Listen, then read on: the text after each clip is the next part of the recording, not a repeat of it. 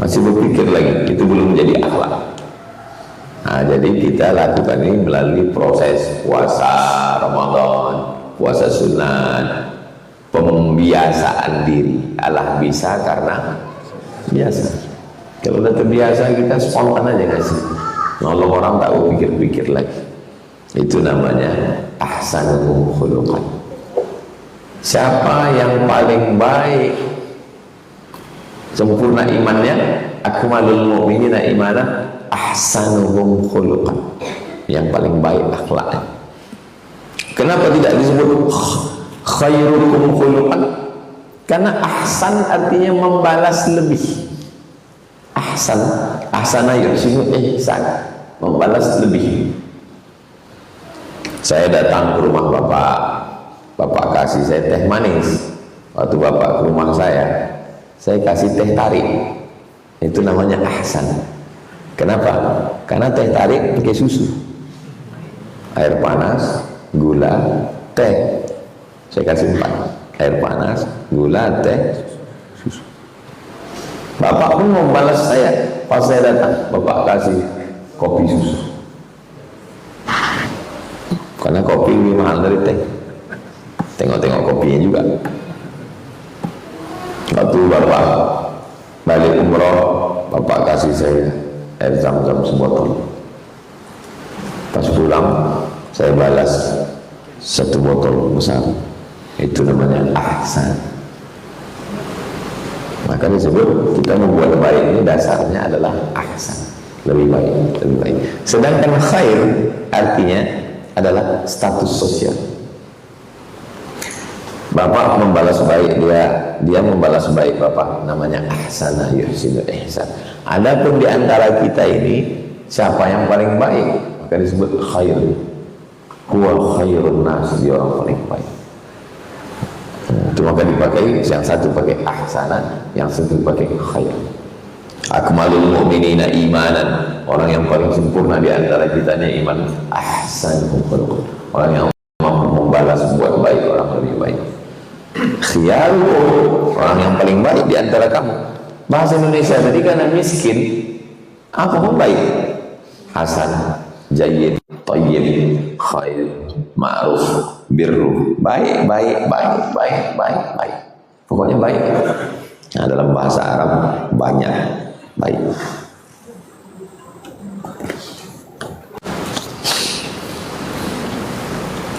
Sedang menggadaikan barang dalam jangka waktu tertentu sesuai kesepakatan, lalu dia tidak bisa menebus barang. Apakah barang tadi menjadi yang menerima gadai? Contohnya tanah. Saya pinjam duit bapak 100 juta, ya, lalu kemudian saya buat surat perjanjian. Saya yang bertanda di bawah ini Abdul Somad meminjam 100 juta, akan saya bayar pada tanggal 1 Rajab 1447. Namanya dain. Dain namanya. Al-Baqarah 282. Ya ayyuhalladzina amanu idza tadayantum bidain. Dain. Kalau versi kedua tak begitu. Pak Haji minjam duit 100 juta. Ya, tapi kata Pak Haji, aku tak yakin Ustaz, takutnya nanti Ustaz nggak bisa bayar. Kalau Bapak tak percaya, ini surat tanah. Harga tanah ini 30 kali 30, Jalan Kamboja harganya 100 Pak. Pegang. Itu namanya rahan. Rahan, gadai. Apa beda baik sama gadai? Apa beda baik sama gadai?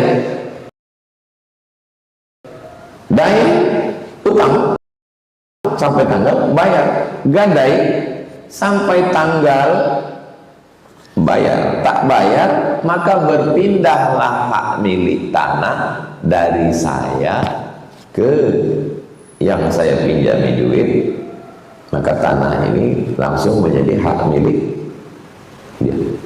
Itu namanya rahan, gadai.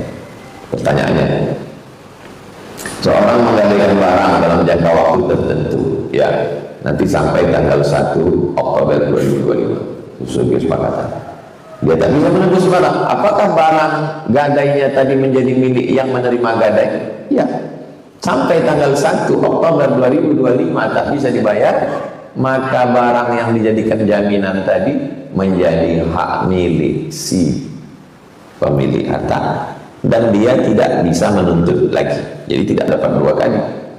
Sudah dapat tanah, dituntutnya pula lagi yang 100, itu nggak ngerti dia. Sudah diambil tanah, maka hutangnya pun menjadi lunas. Makanya kalau kita menggadai, berikanlah jaminan yang harganya sama dengan barang yang dipinjam. Jangan pinjam 100 juta, dikasihkan gadainya mobil harga 1,5 M. Maka keluarlah kalimat kullu qardin jarra naf'an fahuwa riba. Setiap pinjaman kalau ada unsur manfaat maka dia riba. Ini sawah kugadaikan. Saya minjam duit ke bapak 100 juta. Lalu kemudian jaminannya saya kasih sawah. Selama belum bayar, sawah ini siapa yang pakai?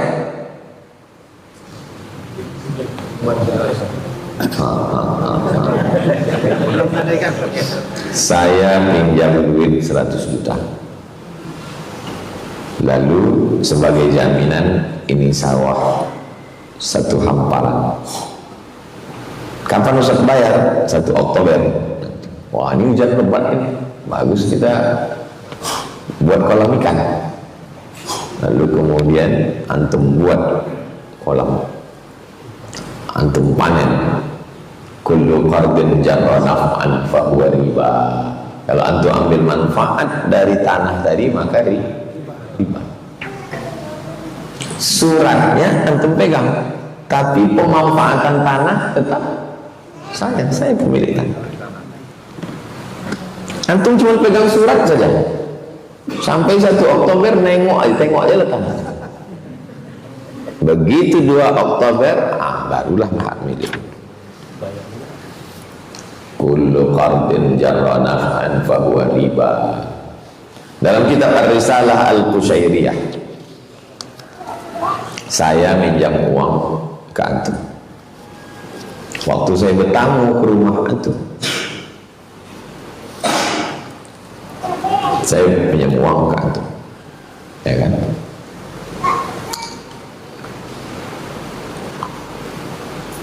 Antum datang ke rumah saya sedang tak ada di rumah.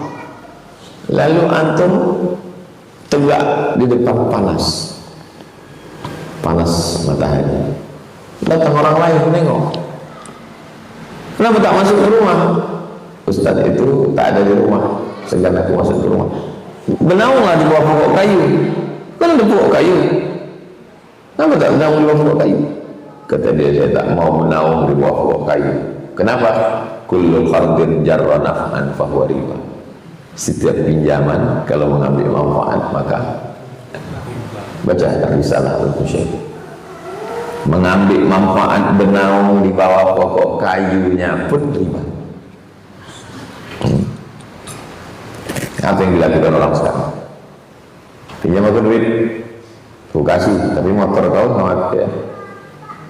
Pas sampai giliran bayar, tak hidup lagi mesin. Bawa ke sana, bawa ke sana. Sedangkan benaung di bawah pokok kayunya pun riba, apalagi memakai motor. Maksud motor sebagai jaminan itu STNK BPKB-nya saja yang antum pegang, bukan antum pelas. Saya ada megang STNK BPKB, ada map khusus, map utang piutang, ada situ, surat tanah orang ada, STNK ada, BPKB ada, saya pegang. Tanahnya tetap jadi sampai nanti lunas. Setelah lunas baru saya balikkan. Sampai tanggal tak balik, baru motor itu milik saya. Ini sekarang orang asal udah dikasih STNK, motornya mana? Oh, pakai riba itu. Riba itu bukan cuma duit, manfaat juga riba. Padi riba, nanam kelapa di sana itu riba. Kullu qardin jarra naf'an fahuwa riba. Setiap pinjaman yang kita mengambil manfaat di situ maka riba.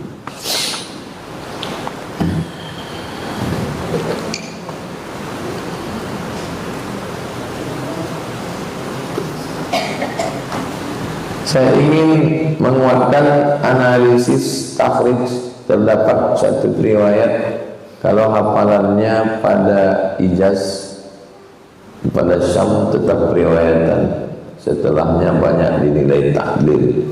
Akan tetapi dia penduduk Hijaz. Pada riwayat lain, riwayatan setelah orang tersebut dari penduduk Syam. Apakah bisa naik tingkat hadis dari penduduk Hijaz?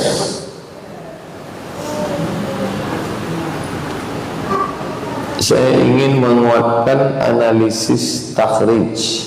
Terdapat satu riwayat yang kalau hafalannya pada Hijaz dan baik pada Syam, tetap riwayat setelahnya banyak dinilai ta'dil. Akan tetapi dia penduduk Hijaz. Pada riwayat lain, riwayat setelah orang tersebut dari penduduk Syam, apakah bisa naik tingkat hadis dari penduduk Hijaz? Tak paham saya pertanyaan. Tulis lagi yang jelas tentang seorang riwayat. Ada riwayat dia dari Hijaz sahih, tapi riwayat dia dari Syam tidak sahih. Hijaz itu Makkah Madinah. Hijaz itu nama lamanya adalah nama lama untuk kawasan Makkah dan Madinah. Kalau antum mendengar ada istilah Hijaz, itu artinya Makkah dan Madinah. Hijaz. Dia kalau meriwayatkan hadis dari Hijaz sahih. Tapi kalau dia meriwayatkan hadis dari Syam, dari orang-orang Syam, Syam itu 4 negara: Suriah, Lebanon, Yordan, Palestina. Kalau dia meriwayatkan dari sana tidak sahih. Atau dibalik, orang-orang yang meriwayatkan hadis dari dia ketika dia di Hijaz sahih. Tapi ketika orang meriwayatkan setelah dia pindah ke Syam tidak sahih. Loh, orangnya kan satu. Kenapa waktu di Hijaz sahih, waktu di Syam kok tak sahih? Karena setelah pindah ke Syam umurnya bertambah, ikhtalata fi akhir umri. Di akhir umurnya dia pikun. Kamu meriwayatkan hadis dari siapa? Dari si fulan. Waktu dia di mana? Waktu dia di Syam tak pakai. Waktu dia di Hijaz oke, waktu di Syam tak pakai. Kenapa? Karena waktu di Syam dia sudah pikun. Ikhtalata fi akhir umri. Sampai sedetil itu aja. Ada memang istilah Hijaz dengan Syam. Cuman pertanyaannya udah 2 kali baca, tak ketemu apa yang dia maksud. Tulis lagi, Rabu depan masukkan lagi. Apakah boleh ambil zakat, memberikan zakat pada seorang yang bergelar sayyid atau syarifah dengan alasan kehidupan sulit? Saya kebetulan anggota Basnas tahun 2009, balik 2008, masuk Basnas 2009. Lalu kemudian ada syarifah dari Indragiri Hilir, Tembilahan, mau minta zakat. Orang Basnas tak berani mengasih karena keturunan Rasulullah tidak boleh dapat zakat. Akhirnya konflik intern antara pengurus zakat. Saya bilang ke Pak Ketua, nama Ketua Basnas Pak Auni Nur. Pak Auni, saya buat tulisan dulu. Saya kalau ditanya orang buat tulisan, saya buat tulisan nanti jadi pedoman kita. Tunggu beberapa hari. Nah, saya buatlah satu tulisan, apakah keturunan Rasul dapat zakat? Keturunan Rasulullah tidak dapat zakat karena dia sudah dapat khumus. Wa'lamu annama ghanimtum min syai'in fa inna lillahi khumsahu wa lirrasul. Rasul di situ maksudnya keturunan Rasulullah. Kalau kamu dapat rampasan perang, maka khumus 5 khamsah, khumus 1/5. 1/5 berarti 20%. Kita perang, terus kita dapat 1 miliar, 20% untuk keluarga Nabi. 20% berapa itu? 200 juta. Itulah maka keluarga Nabi tidak dapat zakat karena sudah dapat khumus. Maka saya buat di situ. Memang keluarga Nabi tidak dapat zakat karena sudah dapat khumus. Nah sekarang Syarifah yang di Tembilahan ini dapat khumus enggak? Kan ada khumus. Jadi karena dia tidak dapat khumus maka tetap dapat. Kalau laki-laki syarif, kalau perempuan syarifah. Itu yang dapat. Itulah keturunan Nabi. Di Riau ini banyak syarifah. Dari mana ceritanya Riau ini bisa banyak syarifah dengan syarif? Syarif Utsman Sahabuddin, keturunan Nabi, nikah dengan anak Sultan Siak. Nama anak Sultan Siak itu Tengku Embu Melayu, nikah sama Sayyid Syarif, nikah, lahir anak-anak. Sejak itulah anak-anak Sultan itu pakai nama Syarif. Sultan Syarif Hashim, Sultan Syarif Qasim, Sayyid Syarif. Dari mana pengambilan dalil Sayyid? Innal Hasan wal Husain sayyida syababi ahli jannah. Maka kita pakai Sayyidinal Hasan, Sayyidinal Husain. Sayyid artinya tuan, Syarif artinya mulia. Boleh pakai dua-duanya. Ya Sayyidi, Sayyid tuanku, Sayyidi. Sampai ke Sumatera Barat Sidi. Jadi Sidi yang ada di Pariaman itu dulu asalnya itu keturunan Nabi. Ada yang sampai ke Kairo menulis buku-buku Sidi Ghazali. Orang Maroko memanggil Sayyid itu Sidi. Perempuan Sayyidati. Kenapa ayah menyebut Sayyidati jadi Siti? Siti itu dari kata Sayyidati. Siti Aisyah, Siti Khadijah, Siti Fatimah. Itu kata Sayyidati dari kata Sayyid.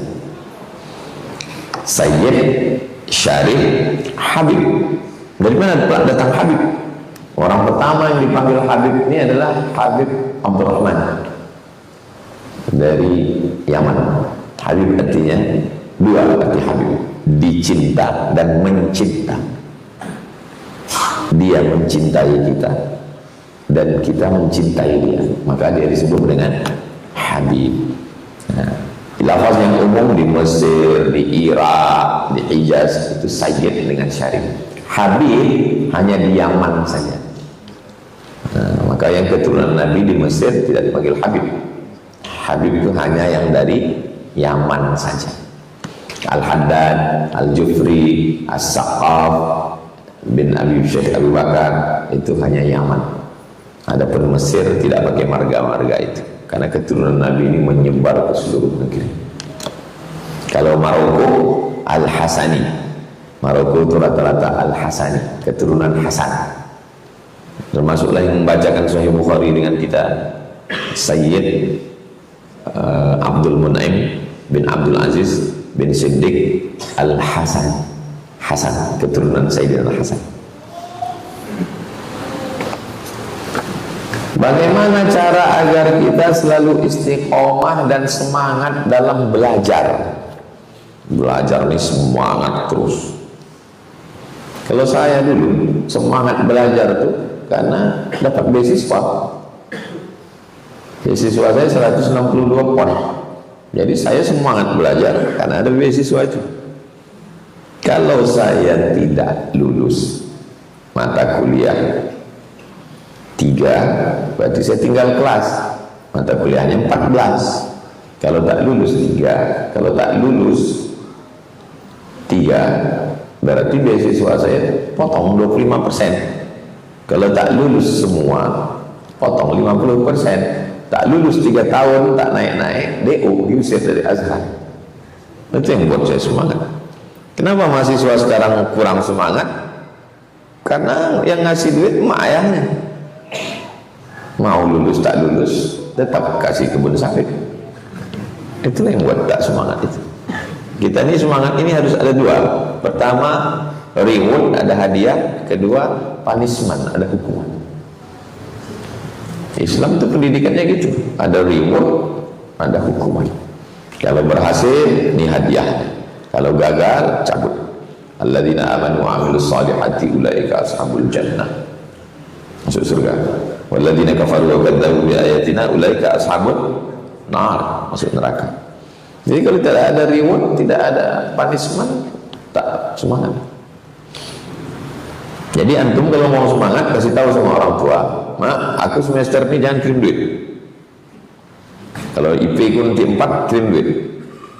Kalau tidak, biar aku kerja di Dorsmir, loper koran, jadi silverman, manusia silver, nyanyi beberapa lagu di kafe-kafe.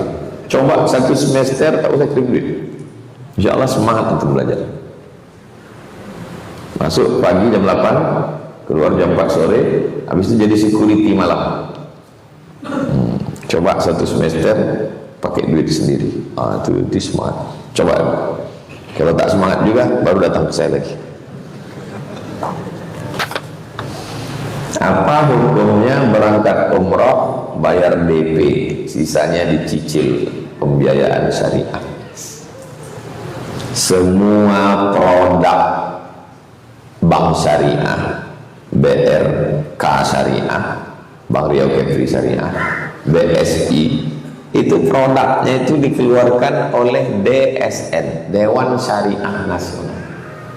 Termasuklah pembiayaan haji dan umrah, itu produk dari DSN, halal, silakan pakai. Setiap bank BRK itu ada 2 pengawas. Pengawasnya namanya DPS, Dewan Pengawas Syariah.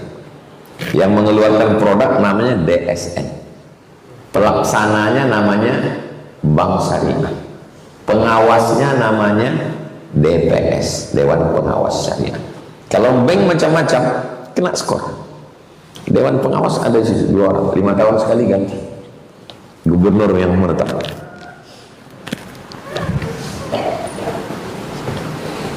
Jadi semua produk BSI, BRK, kalau dia buat dana talangan haji dan umrah, halal. Secara fikih, yang mengeluarkan itu orang-orang ahli fikih.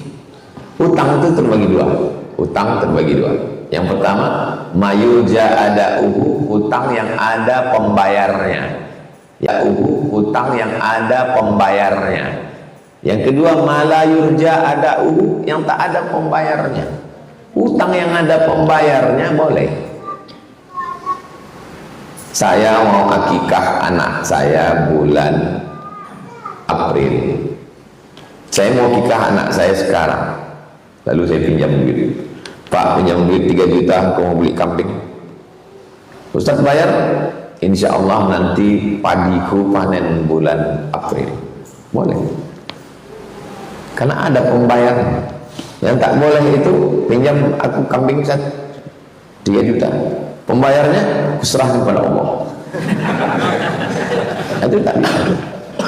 Makanya orang bank ketika diajukan, dia nanya, kerja di mana Pak? PNS. Oh, golongan berapa? Golongan 3B. Oh, sebulan tunjangan remunerasi. Bapak bisa cicil sekian ya. Bapak pegawai, saya tidak kerja di pasar. Income-nya sehari berapa? Kalau cukup syarat baru dia kasih. Kalau tidak, karena tak ada pembayarnya. Sebelum dapat pinjaman itu bukan asal-asalan bank itu. Bank tak mau rugi. Apakah takwil itu itu obat bagi orang yang hatinya berpenyakit tajsim. Sementara kalau tidak berpenyakit tajsim mesti menggunakan tafwid. Yadullah fawqa aydihim, yadullah fawqa aydihim, tangan Allah di atas tangan mereka. Pokoknya kalau ditanya saya, Ustaz apa arti yadullah? Tafwid, serahkan pada Allah. Allah yang tahu. Ketika antum mengatakan yadullah itu artinya tangan Allah, saya khawatir nanti antum terjerumus kepada tajsim, memfisikkan Allah. Tangan Allah, yauma yukshafu an saqin, betis Allah, bi'ayunina, mata Allah. Maka nanti antum terjerumus dalam tajsim. Maka saya takwil, yadullah artinya kekuasaan Allah. Takwil itu mazhab salaf. Salaf dulu mentakwil. Mana dalil Ustaz salaf itu mentakwil? Kullu syai'in halikun illa wajhah. Semua segala sesuatu ini hancur kecuali wajah Allah. Ini takwil sama Imam Bukhari. Imam Bukhari takwil. Tengok Sahih Bukhari. Illa wajhah artinya illa mulkah. Segala sesuatu hancur kecuali kekuasaan Allah. Jadi jangan diartikan wajah Allah, tapi kekuasaan. Bolehkah orang awam membatasi terkait ilmu akidah sampai keyakinan Allah tak bertempat, tidak sampai pada pembahasan terkait seperti yang didebatkan orang Mu'tazilah, Jabariyah, Qadariyah. Orang awam bukan tahu dia Mu'tazilah, Jabariyah, Qadariyah. Mau jadi sembahyang, alhamdulillah. Maka yang jadi masalah itu bukan orang awam. Yang jadi masalah hiruk pikuk ini bukan orang awam. Ustaz itu datang ke masjid, pengajian pertama Aina Allah. Jadi kalau ada ustaz yang maaf, orang baru taubat pagi tadi, langsung ditanya Aina Allah. Orang yang sedang kebingungan Tuhannya di mana, tak layak ngasih pengajian di masjid. Kalau ada nanya-nanya itu campak nih ke Indonesia. Orang mau kaji masalah Allah itu maujud bila makan. Ini tempat. Tempat ini kan makhluk. Tempat ini kan makhluk. Sebelum tempat ini ada, Allah itu di mana? Allah maujud bila makan. Allah ada tanpa tempat. Setelah diciptakannya aras, lalu pindah dia ke aras. Ini aras, lalu duduk dia di atas aras. Berarti arasnya lebih besar dari dia. Karena kalau dia lebih besar daripada aras, kecil kali dari tempat duduknya itu. Maka makna Ar-Rahman alal ars istawa artinya Allah Maha Kuasa. Itu Ahlus Sunnah wal Jamaah. Nah, sekarang orang baru taubat baru ditanya Allah duduk di atas arsy, bisa ditunjuk biasa. Oh, jadi dia di atas arsy Pak Ustaz? Iya, dia di atas arsy. Terus pas sepertiga malam dia turun Pak Ustaz? Iya, sepertiga malam dia turun. Jam 2 lah itu Ustaz ya? Iya. Oh. Berarti kan Ustaz jam 2 dulu di Jepang. Ya, jam 2 Jepang turun dia. Habis itu di Korea Pak Ustaz? Turun lagi dia di Korea. Habis itu di Papua, ya turun dia di Papua. Habis itu di Kalimantan, ya turun dari Kalimantan. Habis itu di Sumatera, ya turun dari Sumatera. Habis itu di India, ya turun di India. Habis itu di Makkah, ya turun di Makkah. Terus aras itu kosong lah Pak Ustaz, masuk neraka. Ini sangkanya jamaah itu bodoh. Jamaah itu kan cerdas. Kalau dia turun-turun terus berarti kosong lah di atas.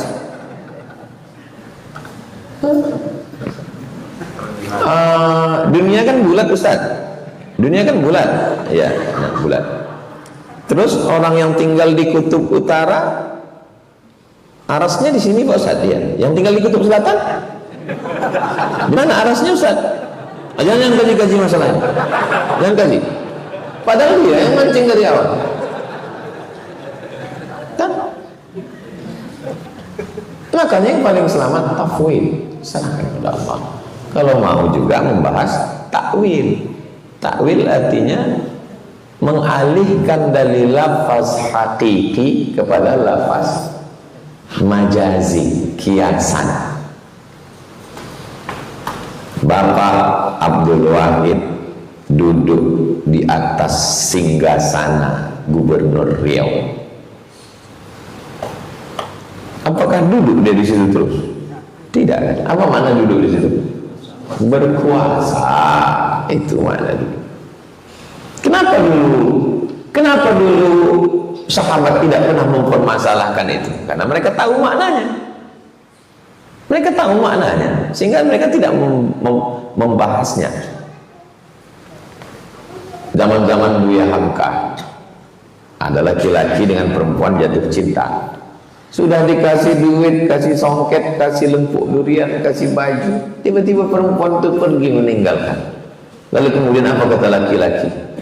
Cintamu bagaikan air yang jatuh di daun keladi, tertumpah tak berbekas lagi. Kira-kira perempuan itu nanya atau tak nanya?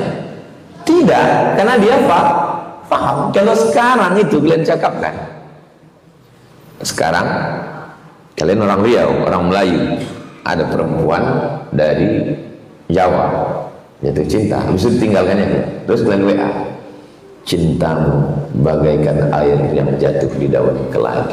Dia akan nanya, Bang, keladi itu apa?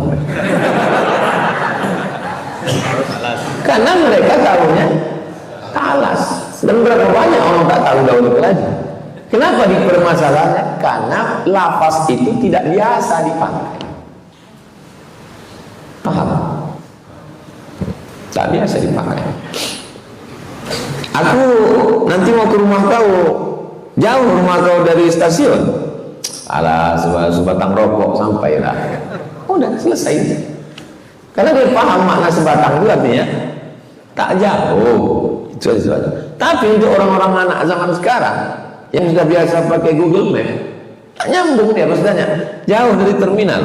Ya sebatang rokok lah. Rokok apa katanya?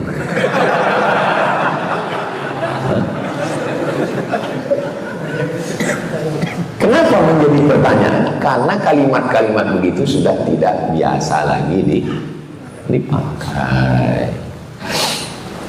Orang-orang dulu biasa menggunakan kiasan-kiasan.